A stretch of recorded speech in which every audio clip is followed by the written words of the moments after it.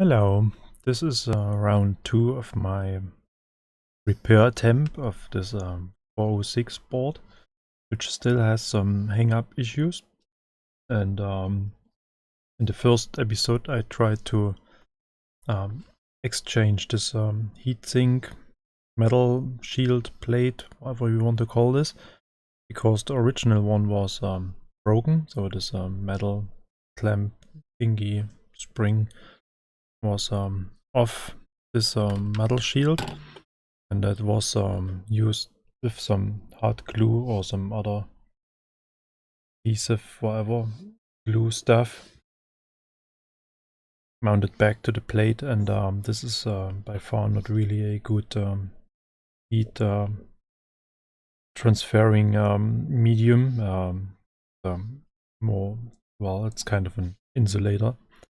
So but I ran the board through a couple of tests, and it's quite strange because it runs for even some hours running certain programs, and so there is no issue at all. But I found a few programs where I was recognized or where I was able to kind of recreate this hang-ups or crashes, whatever. But this is not really leading in any specific direction. So what I have done so far as kind of a preparation of the video is that I run it through a couple of C64 tests.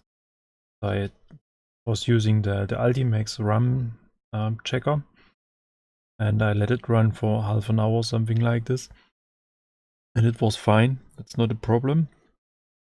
And then I started to go through a couple of tools on this cartridge, call it almost all tools for Commodore C64 or for Commodore 64, which is basically a so-called UniProm module. So that's a module where you can use several EPROMs on it, which you can program by yourself. And so it is, well, as I said, a collection of tools.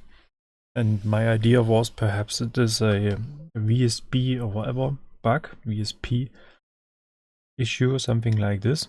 But as you can see, I actually have this VSP demo running, and it runs now for, I don't know, 5 or 10 minutes or so. No issues so far.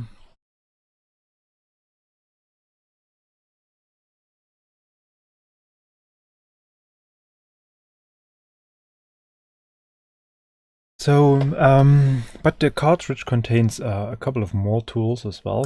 So if you simply hit reset, we see the start screen, and here we can see UniProm 64.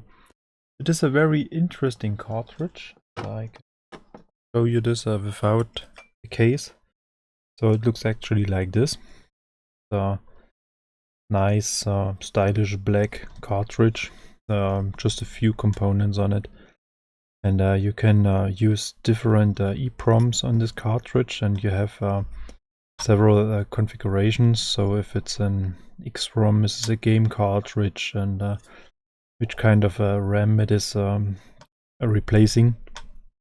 And so someone made all that work and compiled a set of tools to test C64s.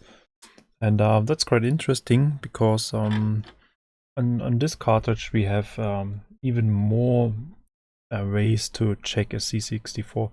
So it's not really looking for that much hardware stuff like a Check64 is doing, all those dongles and adapters, but it has a couple of tests as well. So and we can perform a quick RAM check, RAM test, whatever. And well, it says RAM is okay. Reset machine now. So, and as I said, I was using this Ultimax RAM checker already. I let the board run through it a couple of times, so this wasn't really a problem.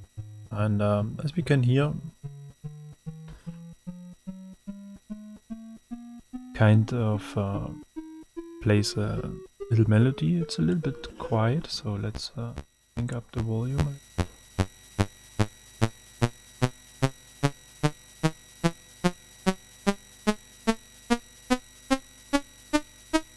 Well, actually it's not really a melody.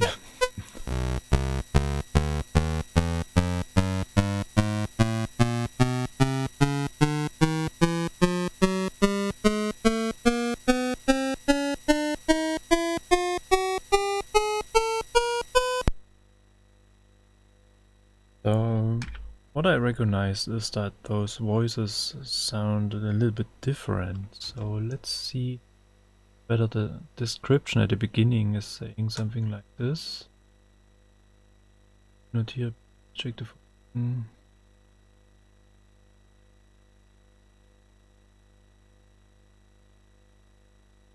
Okay, so there's no hint whether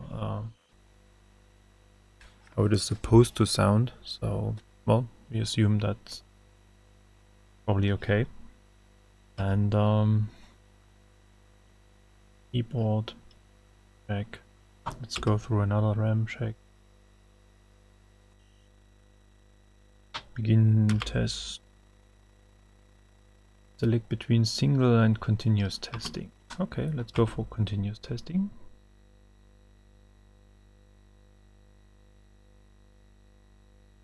Not very exciting so far. Well,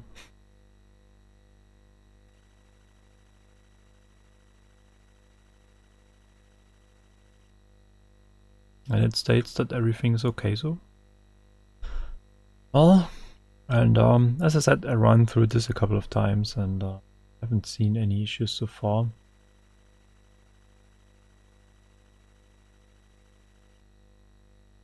Okay, too slow. During the next cycle.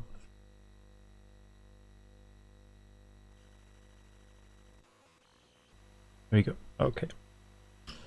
So, and that's basically all you can do with this test, besides testing your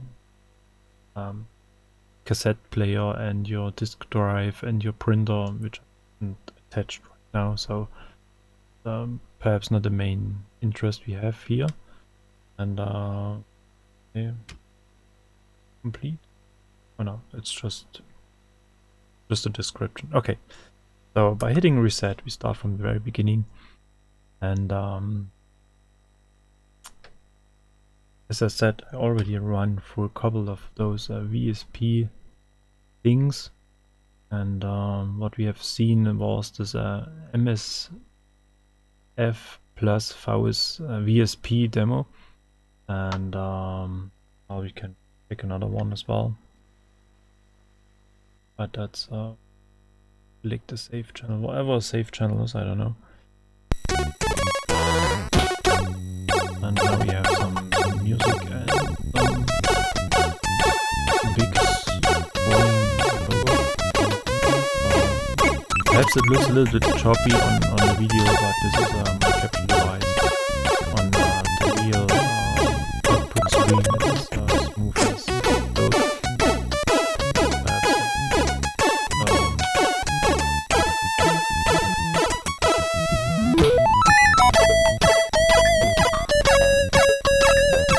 And the sit sounds nice as well. So now it's a little bit low.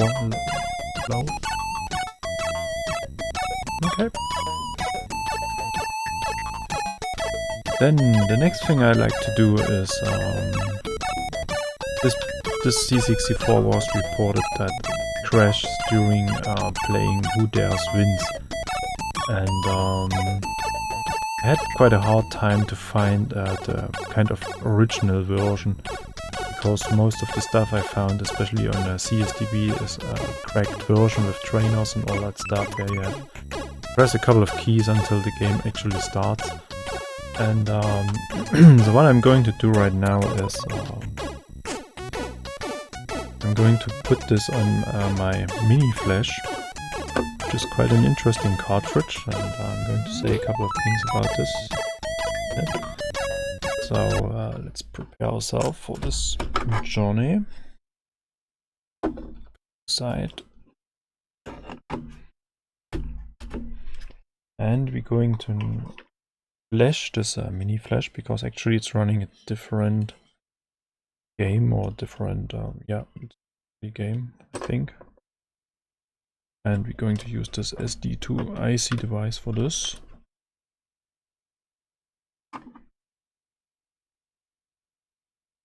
It's a little bit tight here.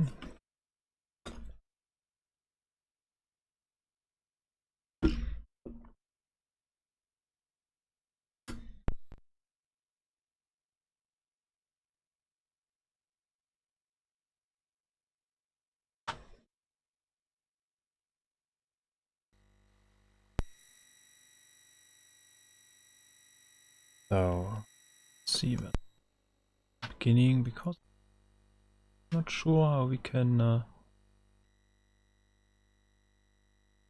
jump into this flash menu. I haven't done this for a while.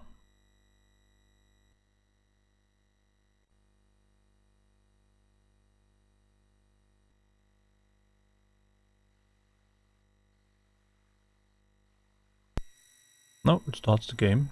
Well, perhaps we have to press a key, but which one?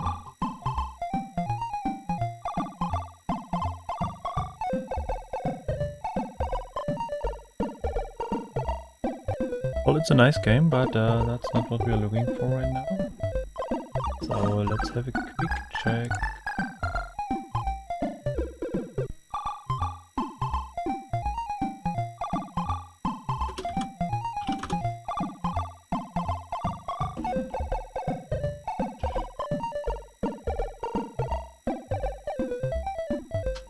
Okay, so we have to press this left arrow key.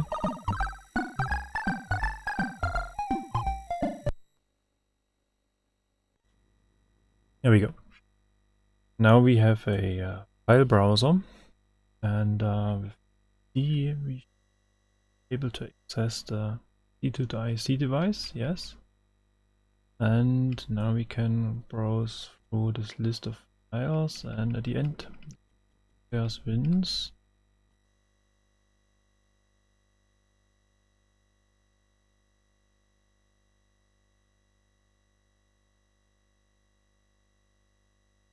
So there's no accelerator, no turbo loader. Probably takes a while, but the game itself is not that big. Be done quite soon, hopefully.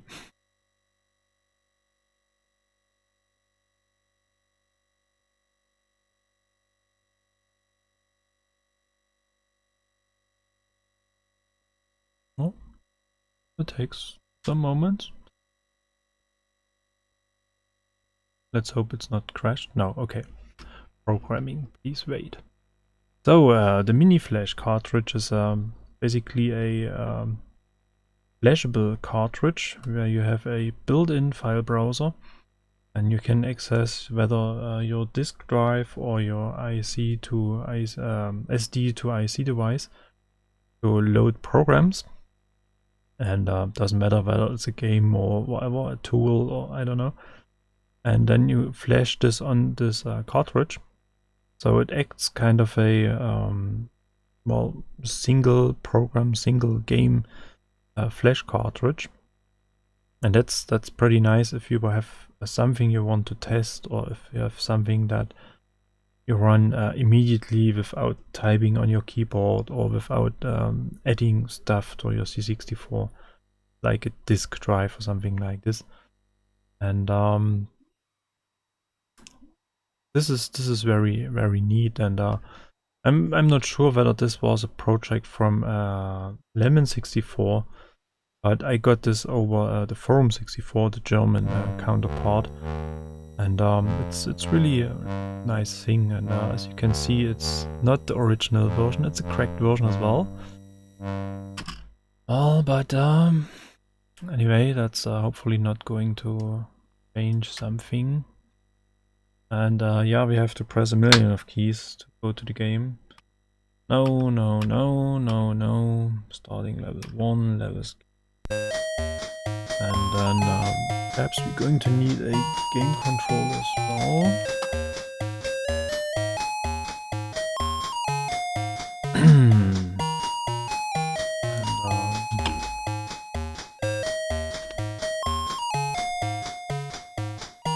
So the game itself is basically a rip-off of Commando. Even in graphics and gameplay, it's the very same. And Elite, who was the original producer of Commando, was quite pissed off that someone was really just picking up the main idea and adding a few changes to it, sold this as a new game. And so this game was taking off the market. And here we can see the game stops. So I think this is quite good to have now a test that does not fail. Well, basically, if you want to have a negative example, test this successfully. And but this is perhaps not really leading in a certain direction. But now we have something to prove. If I'm going to change something on the board, I need something to test whether this was successfully or not. And well, as a next thing, I'm going to measure some voltage. Perhaps this could be one thing, but I highly doubt this because the board runs quite okayish for most of the stuff I've tested so far. Actually, I just found two things that aren't working. This is Who Dares Wins, like we have seen before, like right now. And it is the Bomberman or Bomberland cartridge version from RGCD, which kind of stops after a while as well. But it took quite a couple of attempts, so it took about 10-12 minutes until it crashed, and that's quite a horrible long time for testing a C64. So as the next thing, as promised, let's measure some voltage. So let's open this holy box again to get access to the rig. So it looks like cooling isn't really an issue. It is quite warm, so not really cold, so to say. And let's have a look at the pin layout of the rig. Also, I do not have all that layouts in mind. Hopefully that's going to be okay. And let's use this old style voltmeter.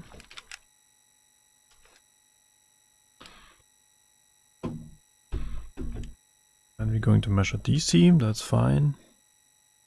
And we have to measure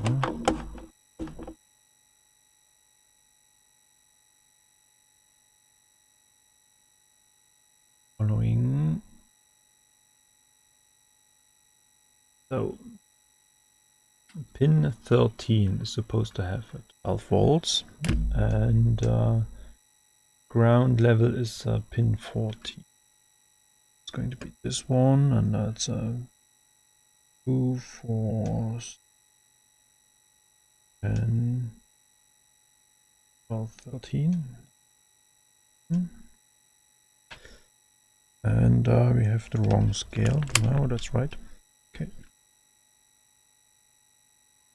And we have 7 volt. I'm either wrong, or that's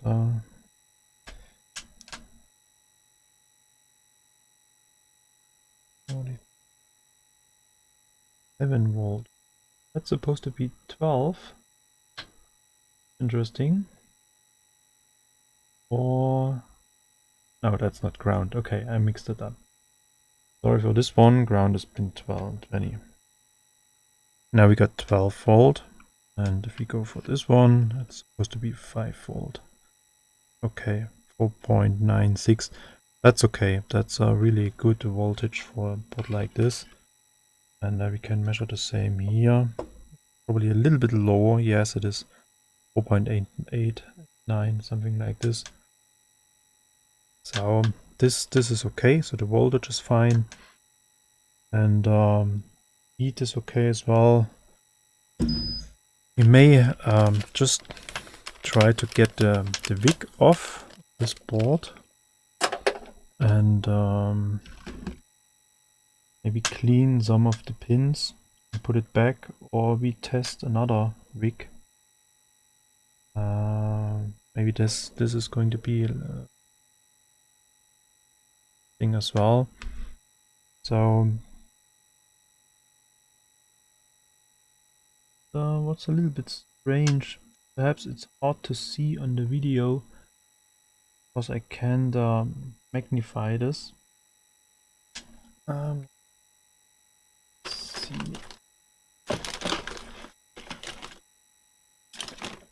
This is perhaps a little bit helpful. Now we just see a lot of light. And if we're going to use this bigger magnification, so this very last pin, visible right here, is not soldered properly. So there is a small kind of a hole or gap or something like this. So it's not connected to this upper layer of whatever it is. I have to check the layout of the board. So this could be an interesting exercise to solder this pin completely. Perhaps this could be helpful. And well, if this is not working at all, I think I'm going to remove all 4 of them and put sockets on it and put them back, or using some replacements. I have kind of harvested from another board, but actually I have no real chance to test them outside the board. So they are not hot, so they appear to be fine. Well then, let's start with the wick as the first thing. And due to this shielding box, it's a little bit hard to get a hold of it. So I'm going to use this kind of tool hook where we can get under the wick from this side.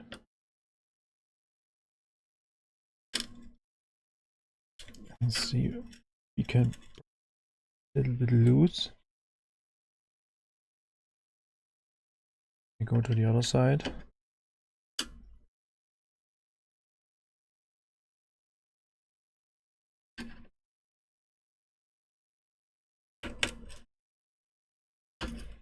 Who Dares Wins does not look like a game that's very demanding or very stressful for the C64.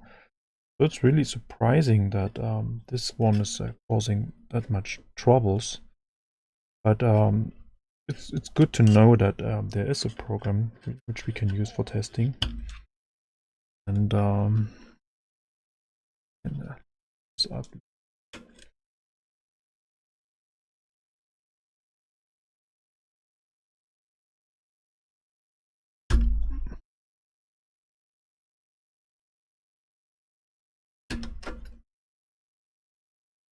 Here we go. So this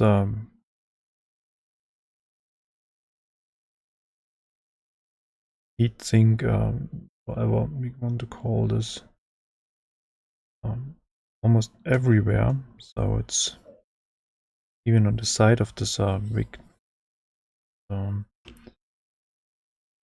Looks like it went into the socket as well. So whoever did this was really hoping that this is going to fix something. Let's see whether we can clean this a little bit.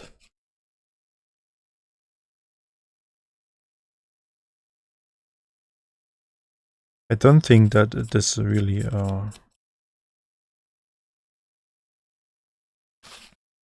containing some metals or something like this, so otherwise we probably have seen a short circuit already, considering the amount of this stuff.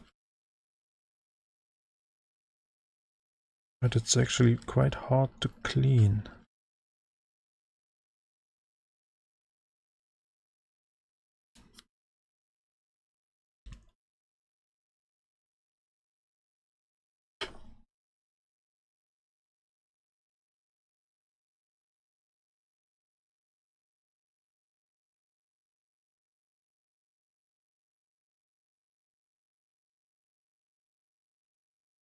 We really have to go for every single gap here.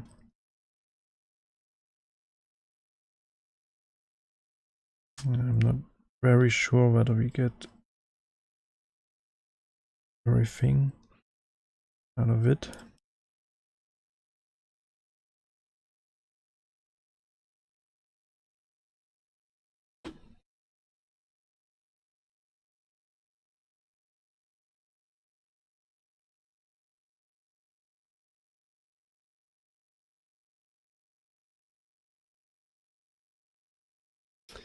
So,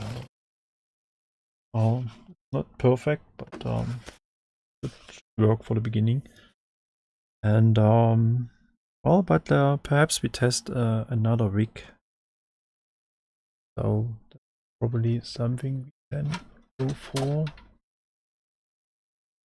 See where I can find one. So here we got a 6569 R5.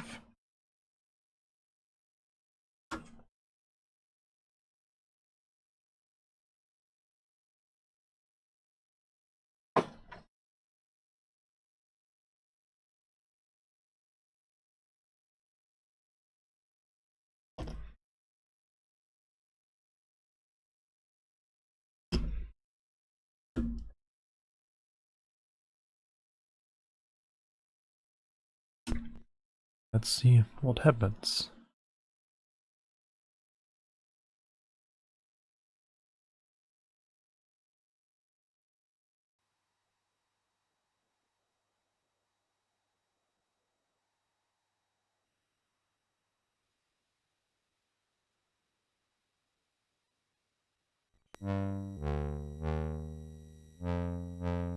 So same intro.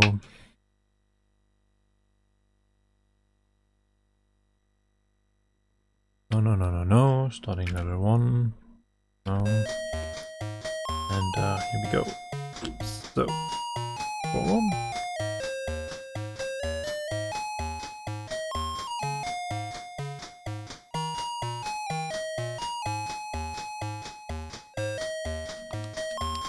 One start. Perhaps it's connected to the wrong. Let's try the other one.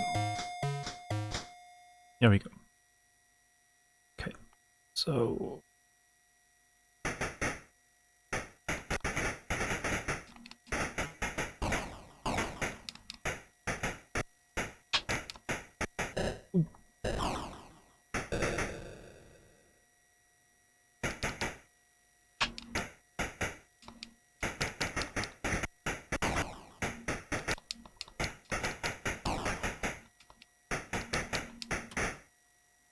no. Oh, could have seen that one.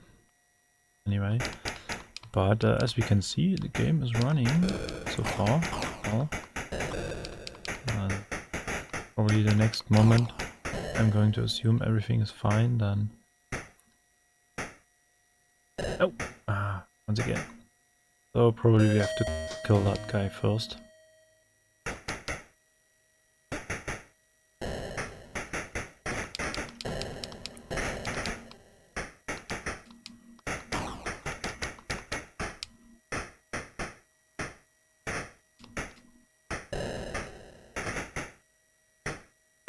Able to throw a grenade, but wasn't really helpful. But yeah, we got this one. Now continue.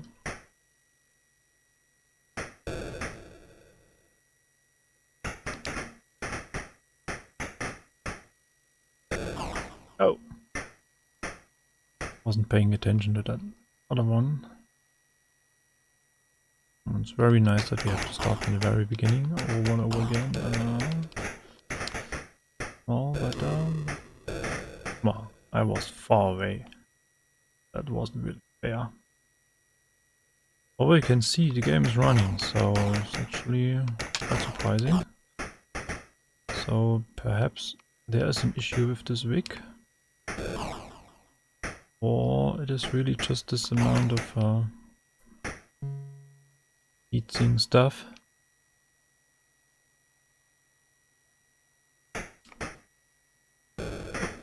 Far away. Oh, and I ran into it. So, but this brings me to a new idea.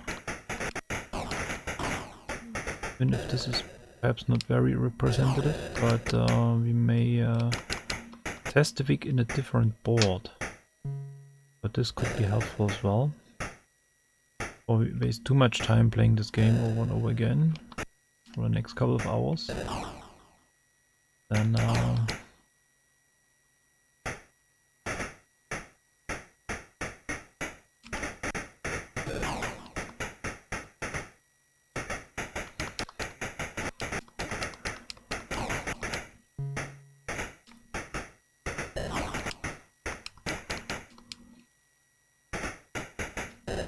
oops.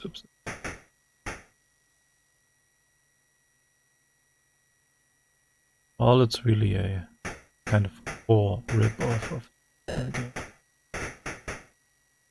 It's not excusing my gameplay, but I'm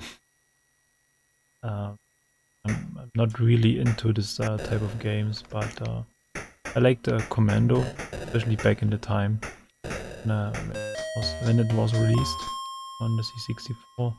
And I especially loved the arcade remake version that was, I think, coming out last year. Project from the Lemon 64, I assume. And it's released on CSDB as well. There's a very nice cartridge version. And new music, new graphics, some level fixes, and a lot of stuff that kind of went wrong in the original version has been fixed in this remake. But well, as we can see, this game runs quite stable. And considering this flickering at the bottom of this game screen, there's probably a lot of things going on, kind of a sprite multiplexer or some I don't know, color tricks or so. And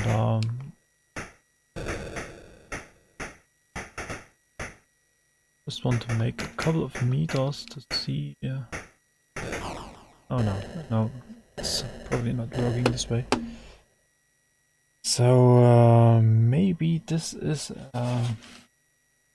first generation wig. We have to get rid of this. No, it's an R3, so it's not that old. That's perhaps not the issue. Sometimes this very first models, that the R1, they're causing some problems because they have a different luminosity behavior. They have some bits less than the following models, but this is normally it is a visual appearance, but not really a technical issue. But well, as I said, let's test this week on a different board. So just for a while.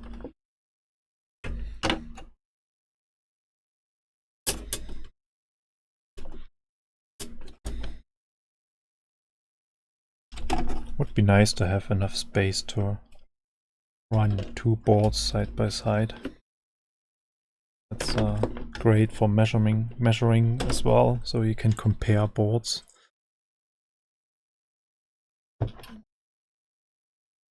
So then let's go for this reloaded. just remove the wick and put this one back. Look for the right alignment. Notches on the top. It's fine. So, got some power here as well. We got the cartridge and we need a video cable. And we're not going to need this anymore. So let's free up some space.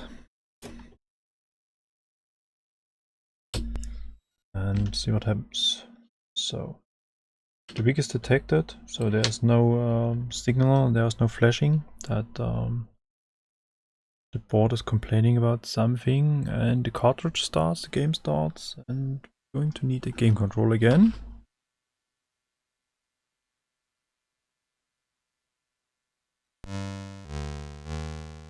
And the keyboard. Well, yeah, we need a keyboard.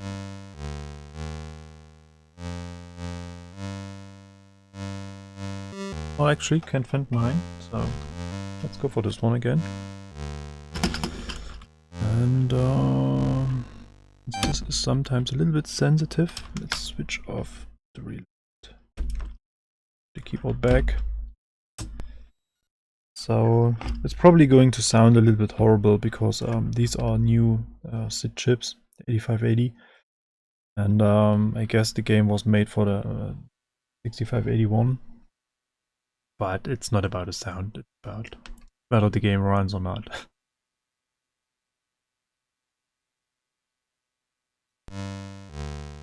So, okay, as usual, no trainers. Oh, starting level 1, no, let's go. And yep, this time we are connected right wrong.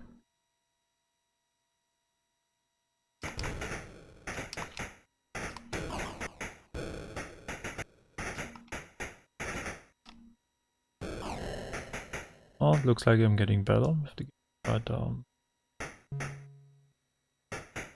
don't expect too much.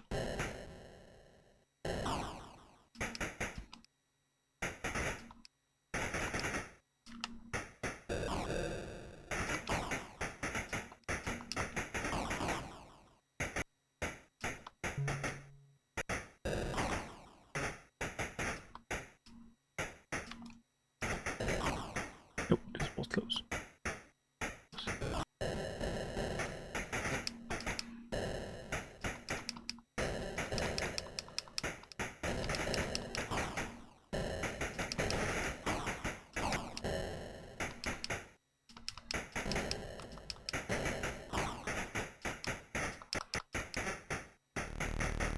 So, well, looks like this week is working on this board.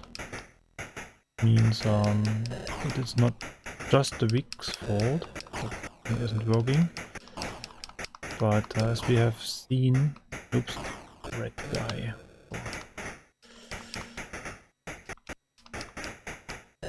Oh, ma.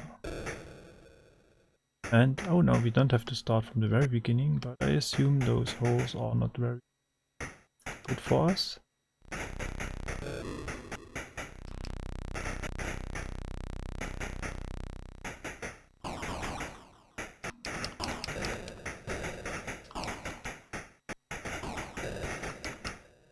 Now we missed the red one. Well, are we going to area 1 clear?